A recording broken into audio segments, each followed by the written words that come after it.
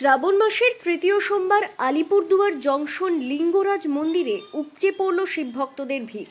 বছরের প্রতিটি সময় ভিড় থাকলেও শিব চতুর্দশী এবং শ্রাবণের সোমবার শিবলিঙ্গে জল ঢালতে উপচে পড়ে ভিড়। ঠিক তেমনই আজ শ্রাবণের তৃতীয় সোমবার সকাল থেকেই লম্বা লাইন দেখা যায় আলিপুরদুয়ার জংশন লিঙ্গরাজ মন্দিরে। আলিপুরদুয়ার ছাড়াও বিভিন্ন জেলা থেকে মানুষ আসেন এই সুবিশাল শিবলিঙ্গে জল ঢালতে। লম্বা লাইনে দাঁড়িয়ে জল ঢেলে পুজো দেন ভক্তরা। দূর দূরান্তের ভক্তদের জন্য লিঙ্গরাজ মন্দির কমিটির পক্ষ থেকে পানীয় এবং প্রসাদের ব্যবস্থা করা হয়। কমিটির অন্যতম কর্মকর্তা তপেন কর এবং পুজো দিতে আসা ভক্তরা কি বলছেন শুনে নেব। ভালো লাগছে। প্রত্যেকবার কি আসা হয়? প্রত্যেকবারই আসে, শিবরাত্রির সঙ্গে আসে। আচ্ছা, এখানেই কি বাড়ি আপনার? আমার বাড়ি হচ্ছে চকুর। তো এরপরও প্রতি বছরও আসা হবে? আচ্ছা, আপনার নামটা? আমার নাম পিঙ্কি।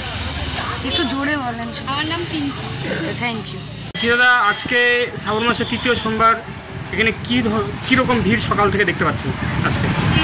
দেখুন, আজ শ্রাবণ মাসের তৃতীয় সোমবারে সকাল থেকে দর্শনার্থীদের পুণ্যার্থীদের যে ভিড়, মানে প্রতি বছর এটা 2021-এর পরে এটা সব থেকে বেশি ভিড় হয়েছে। আজকে প্রচুর বাইরের থেকে লোক আসছে, অন্য অন্য জেলার থেকে এবং আসাম থেকেও লোক আসছে। প্রচুর লোক আমাদের এখানে।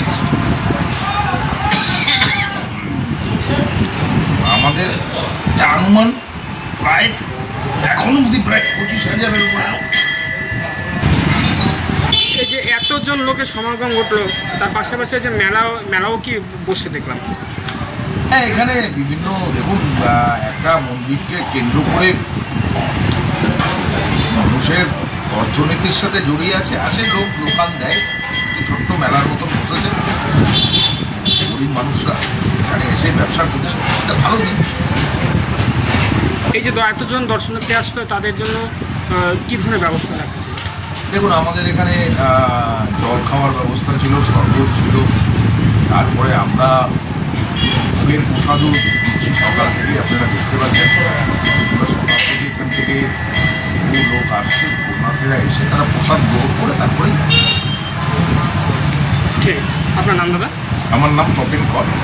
কী দায়িত্ব আছেন? আমি এই মন্দিরের একজন কমিটি মেম্বার। প্রত্যেকবার পুজো করেন এখানে?